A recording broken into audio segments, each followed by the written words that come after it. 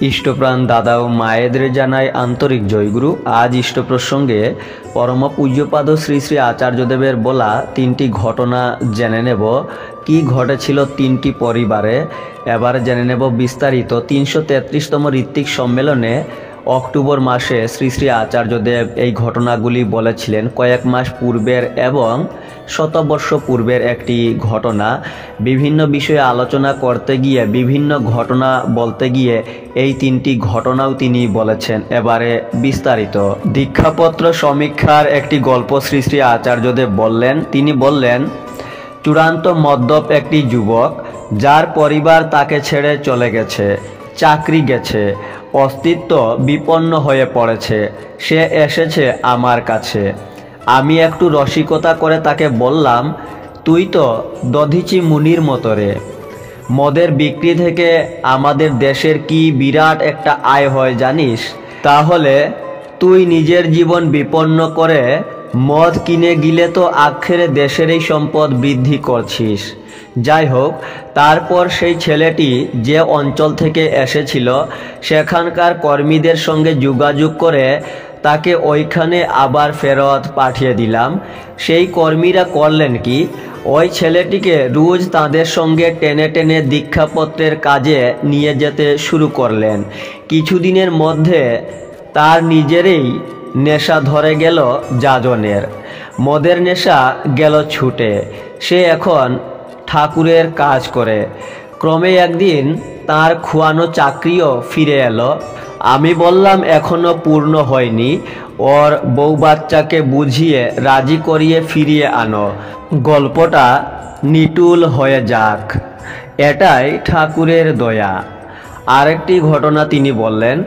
আজ থেকে শতবর্ষ আগের কথা। ঠাকুর একদিন রুগী দেখছিলেন। হঠাৎই উঠে পড়ে দিলেন দৌড়। দৌড়ে দৌড়ে এক বাড়িতে পৌঁছে দরজায় ধাক্কা দিতে লাগলেন ব্যাকুল হয়ে। বাড়ির ভিতর থেকে বেরিয়ে এলো উদ্ভ্রান্ত এক মানুষ। সেই ব্যক্তি তখন আত্মহত্যা করতে চলেছে। অল্প বয়সে পত্নী বিয়োগ হয় তার। ঈশ্বর সাধনায় মেলেনি তৃপ্তি। জীবনের সব গিয়েছে, বাঁচার ইচ্ছা আর নেই। হয় ঈশ্বর তুমি আমার সামনে প্রকট হও, নয়তো আমি এ প্রাণ দেব। ঠাকুর এসে আগলে দাঁড়ালেন তাঁর পথ। আকুল আবেগে তাকে আবার উজ্জীবিত করলেন তিনি। সেই ব্যক্তি তখন ভাবতে বসেছে যে এত সবার মধ্যে কেবল ঠাকুরই কেন ছুটে এলেন এখানে তাকে রক্ষা করতে, যে ঠাকুরকে এতদিন সে জানত নিজের বাল্যবন্ধু বলে।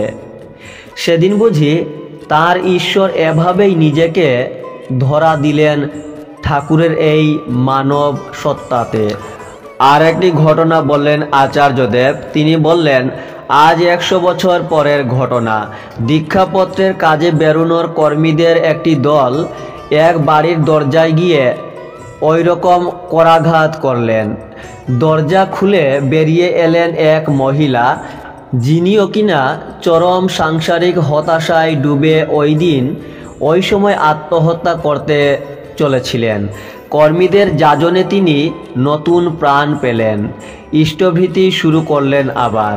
মৃত্যুর পথ থেকে সরে এসে জীবনের কথা বলতে শুরু করলেন। দীক্ষাপত্রের কাজে এই রকম অগণিত মানুষের গল্প আজ চারিদিকে ছড়িয়ে রয়েছে। এরকম গল্প আরও তৈরি হতে থাকুক, কিন্তু এই গল্পগুলি তৈরি করতে গিয়ে আমাদের নতুন দীক্ষাদানের গতি যেন কমে না যায়।